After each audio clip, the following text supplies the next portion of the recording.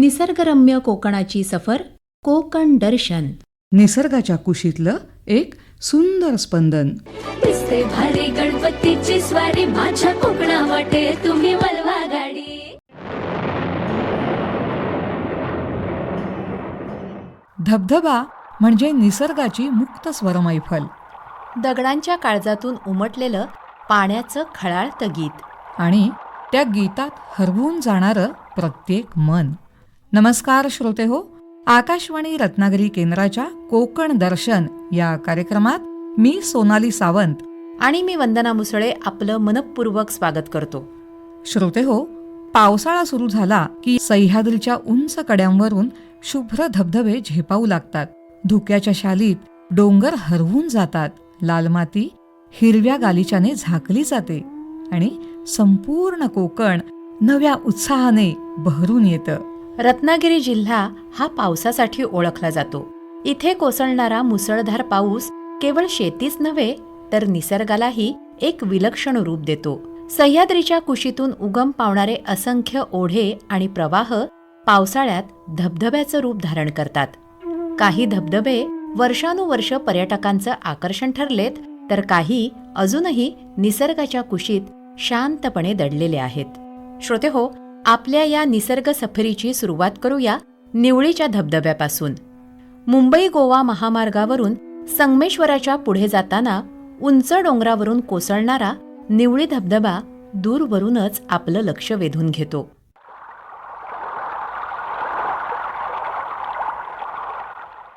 पावसाच्या दिवसात शुभ्र फेसाळ पाण्याचा हा प्रवाह आणि त्याभोवतीचं निसर्गरम्य वातावरण पाहण्यासाठी अनेक पर्यटक इथे मुद्दाम थांबतात. श्रोते हो, या धबधब्यापर्यंत जाण्यासाठी पायऱ्यांची व्यवस्था करण्यात आलेली आहे. खाली उतरल्यानंतर सतत कानावर पडणारा पाण्याचा खळाळता नाद, गार वाऱ्याची झुळूक आणि सभोवताली पसरलेली हिरवाई मन कसं प्रसन्न करून टाकते.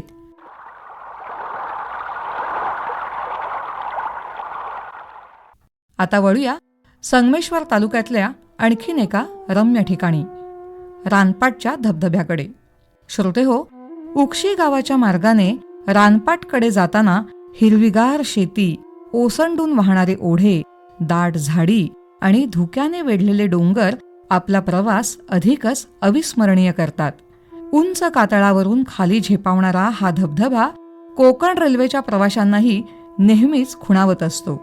दुरून पाहिल्यावर धुक्याच्या पडद्याआडून कोसळणारं ते शुभ्र पाणी एखाद्या चित्रकाराच्या कॅनव्हासवरच्या चित्रासारखंच आपल्याला भासतं. मात्र निसर्गाचा आनंद घेत असताना सुरक्षिततेचं भान तितकंच आवश्यक आहे, नाही का? त्यामुळे धोकादायक कड्यांवर जाणं, रेल्वे रुळांवर उभं राहून फोटो काढणं किंवा पाण्याच्या प्रवाहाचा अंदाज न घेता पुढे जाणं हे सगळं टाळायला नक्कीच हवं. रत्नागिरीतले धबधबे याविषयीच आता जाणून घेऊया पुरातत्व आणि संस्कृती अभ्यासक तसंच कोकण शाश्वत पर्यटनावर कार्य करणारे ऋत्विज आपटे यांच्याकडून.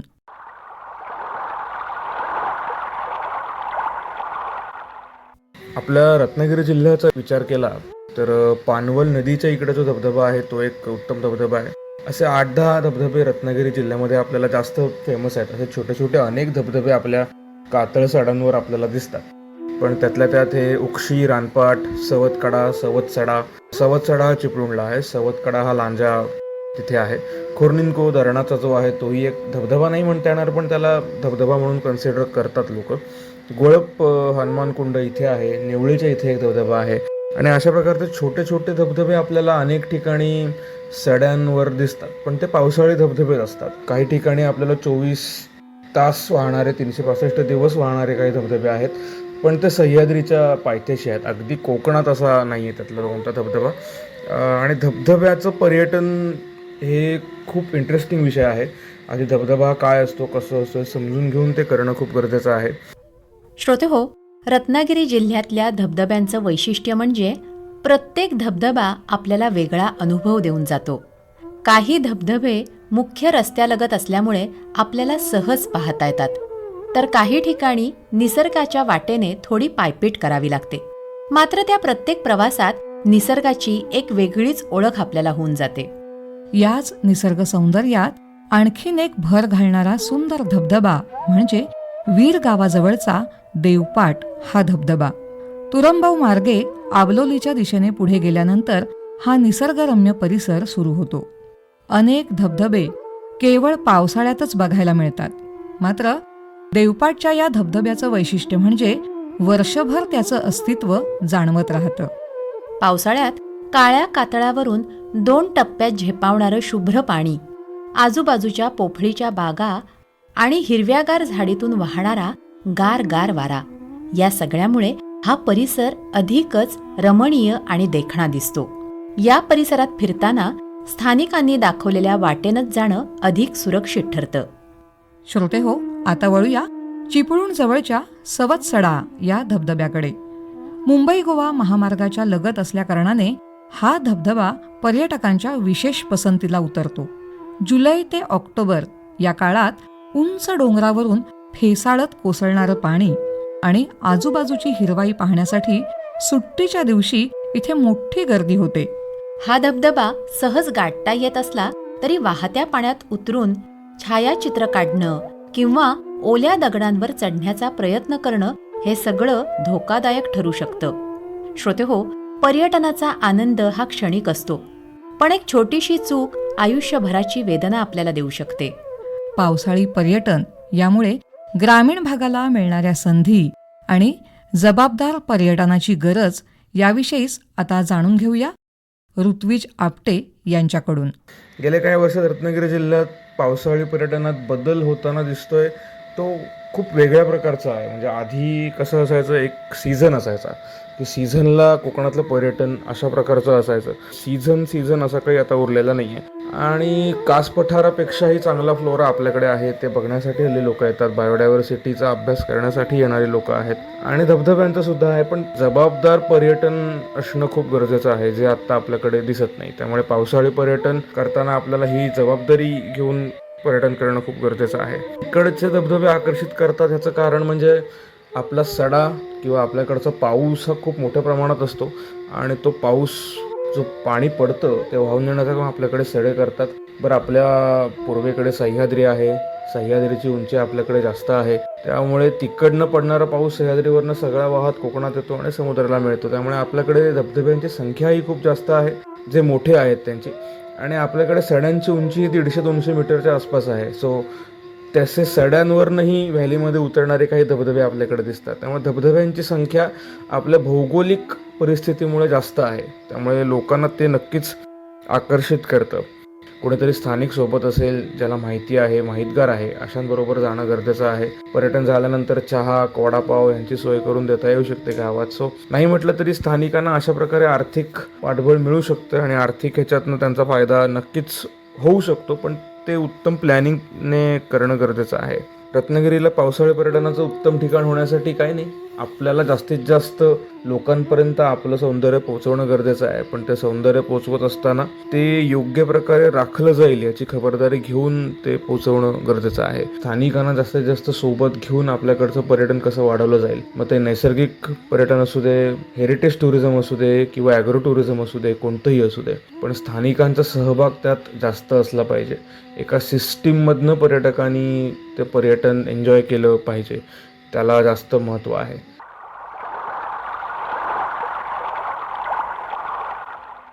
रत्नागिरी जिल्ह्याचा उल्लेख झाला आणि मार्लेश्वरचं नाव आलं नाही असं होणं शक्यच नाही.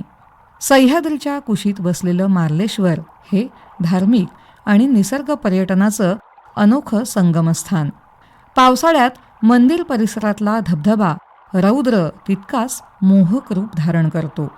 धुक्याच्या पडद्याआडून कोसळणारं पाणी आणि त्यात घुमणारा आवाज प्रत्येक पर्यटकाला अगदी मंत्रमुग्ध करून टाकतो.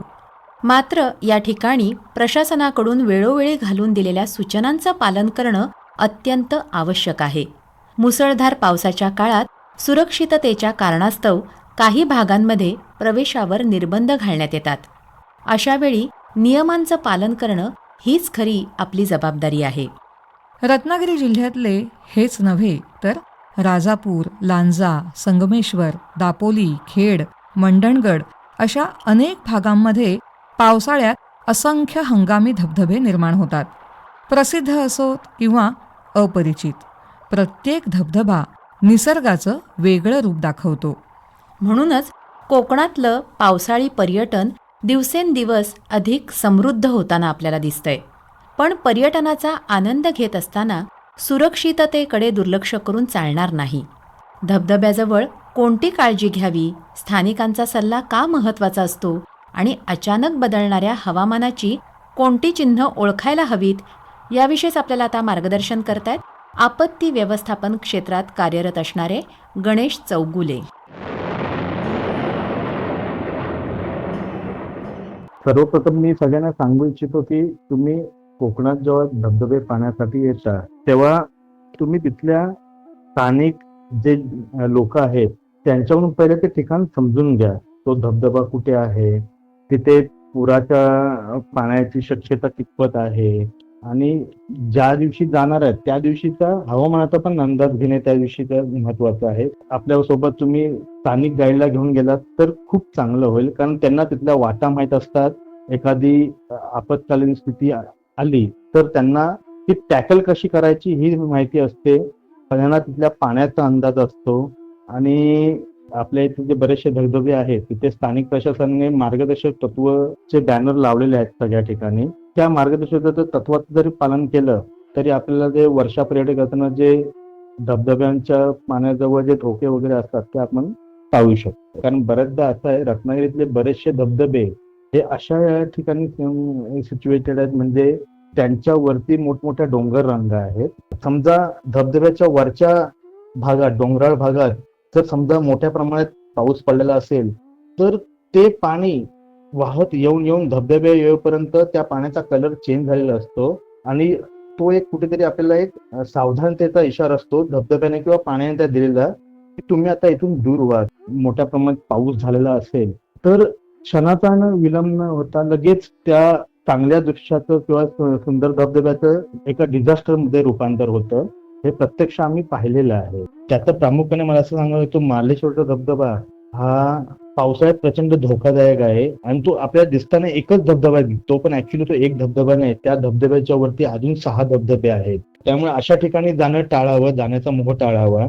श्रोते हो, धबधबा पाहण्यासाठी निघण्यापूर्वी त्या परिसरातल्या हवामानाची माहिती घेणं, स्थानिक ग्रामस्थ किंवा मार्गदर्शकांचा सल्ला घेणं, प्रशासनाने दिलेल्या सूचनांचं पालन करणं आणि धोकादायक ठिकाणी जाण्याचा मोह टाळणं, या साध्या गोष्टी अनेक अपघात टाळू शकतात. जेव्हा फॅमिली बरोबर आपण अशा ठिकाणी जात असू तर तिथे प्रमुख बाब अशी येते की त्यातल्यापैकी फॅमिलीतल्या 2-3 तरी निदान पोहण्याची जुजबी प्राथमिक माहिती तरी असावी आणि तिथल्या पाण्याचा अंदाज तुम्हाला घेता आला पाहिजे. कारण धबधब्याच्या तुम्ही जितके जवळ जाल तितकं धबधब्याच्या पाण्याची खोली ही वाढत जाते. शक्यतो तुमच्याबरोबर जेव्हा लहान मुले, वृद्ध वगैरे जेव्हा असतील त्यांना ढोपरभर पाण्यामध्ये तरी गेले आणि आनंद घेतला तरी भरपूर आहे. बरेचसे आजकालची लोक एक ट्रेंड म्हणून एक रीळ बनवायच्या नादात किंवा आपण तिथे जाऊन आलो हे लोकांना समजण्यासाठी म्हणून अतिउत्साह पर्यटक म्हणून मी त्यांना ते त्या अशा धबधब्यावर येतात, पाण्यात जाऊन फोटो किंवा व्हिडिओ शूट घेतात. धबधब्यावरती जाऊन त्यांचे तुषार अंगावर घेणे आणि ते स्वतः अनुभवणे हे तुम्ही त्या फोटोतून व्यक्त नाही होऊ शकत किंवा त्या व्हिडिओतून व्यक्त नाही होऊ शकत. तर प्लीज असं करू नका. गेल्या काही वर्षात कोकणातलं पर्यटनाचं स्वरूप आपल्याला बदलताना दिसतंय. बघा ना, पूर्वी उन्हाळ्यात समुद्रकिनारे आणि हापूस आंब्यासाठी येणारे पर्यटक आता पावसाळ्यातही अगदी मोठ्या संख्येने रत्नागिरीत दाखल होतात. हिरवाईने नटलेले घाट, धुक्यात हरवलेले डोंगर आणि फेसाळत कोसळणारे धबधबे अनुभवण्यासाठी हजारो पर्यटक कोकणाची वाट धरतात, ती पावसात. मात्र निसर्गाचा आनंद घेत असताना सुरक्षिततेचं भान तितकंच आवश्यक आहे, नाही का? पावसाळ्यात पाण्याचा वेग क्षणाक्षणाला बदलू शकतो. त्यामुळे धबधब्याच्या अगदी जवळ जाण्याचा मोह टाळून सुरक्षित अंतरावरूनच त्याचं सौंदर्य अनुभवणं अधिक योग्य ठरतं. तुम्ही पावसाचे जे सुरुवातीचे दिवस असतात, विशेषतः जुलै महिना वगैरे, त्या महिन्यामध्ये धबधब्यावरती जाणं तुम्ही टाळा. जसं जसं श्रावण सुरू होतं, कमी पाऊस, जे प्रसन्न वातावरण असतं, पाणी शुभ्र असतं, त्यावेळी गेला तर पर्यटनाचा आनंद तुम्ही निश्चितच चांगल्या प्रमाणे लुटू शकता. धबधब्यावरती जायचंच असेल तुम्हाला तर शक्यतो ऑगस्ट सप्टेंबर नंतरच जावं. त्यावेळी पाण्याचा वेग प्रवाह कमी असतो आणि पाऊस सुद्धा कमी झालेला असतो. त्यावेळी तुम्ही निश्चितच अशा धबधब्यांचा जास्त आनंद लुटू शकता. कोकणचा निसर्ग अतिशय सुंदर आहे आणि हे सौंदर्य जपणं ही प्रत्येकाची जबाबदारी आहे. त्यामुळेच इथे फिरताना प्लॅस्टिकच्या बाटल्या, खाद्यपदार्थांची वेष्टणं किंवा इतर कोणताही कचरा आपण गेलेल्या परिसरात टाकू नये. आपण ज्या ठिकाणी जातो ते ठिकाण आपल्यामुळे अधिक स्वच्छ आणि अधिक सुंदर राहिलं पाहिजे, ही भावना प्रत्येक पर्यटकाने आपल्या मनात जपायलाच हवी. आज ग्रामीण पर्यटनाला नवी दिशा मिळतेय. स्थानिक ग्रामस्थांनी उपलब्ध करून दिलेल्या सुविधा, स्थानिक खाद्य संस्कृती, गावातल्या छोट्या उद्योगांना मिळणारा हातभार आणि पर्यावरणपूरक पर्यटन या सगळ्यांमुळे कोकणातल्या अनेक गावांसाठी पावसाळी पर्यटन हा रोजगाराचा नवा मार्ग ठरतोय. पर्यटक म्हणून आपणही स्थानिक उत्पादनांना आणि स्थानिक सेवांना प्राधान्य दिलं तर या विकास प्रक्रियेत आपलाही सहभाग महत्वाचा ठरेल. सह्याद्रीच्या कुशीतून झेपावणारी ही शुभ्र जलधारा जणू आभाळाने धरतीला दिलेली प्रेमाची मिठीच. धुक्याच्या पडद्याआडून हसणारे डोंगर आणि खळाळतं वाहणारं पाणी. पावसाच्या प्रत्येक सरीतून उमलणारं कोकण. धबधबा पाहताना जाणवतं निसर्गाचं खरं सौंदर्य डोळ्यांनी नाही तर मनाने अनुभवायचं असतं. प्रत्येक थेंब सांगतो निसर्गावर प्रेम करा आणि त्याचं जतनही करा. श्रोतेहो, यंदाच्या पावसाळ्यात तुम्ही सुद्धा रत्नागिरीतल्या या निसर्ग वैभवाचा अनुभव घ्यायला नक्की या. मात्र हा आनंद घेत असताना स्वतःची सुरक्षितता, स्थानिकांच्या सूचना आणि पर्यावरण संवर्धन यांना नेहमीच प्राधान्य दिलं पाहिजे. निसर्ग आपल्याला भरभरून देतो, ते जपण्याची जबाबदारी आपली आहे. याच संदेशासह आजच्या कोकण दर्शन या कार्यक्रमामधून मी सोनाली सावंत आणि मी वंदना मुसळे आता तुमची रजा घेतो. पुन्हा भेटू पुढच्या कोकण दर्शनमध्ये एका नवीन ठिकाणासह. तोपर्यंत नमस्कार.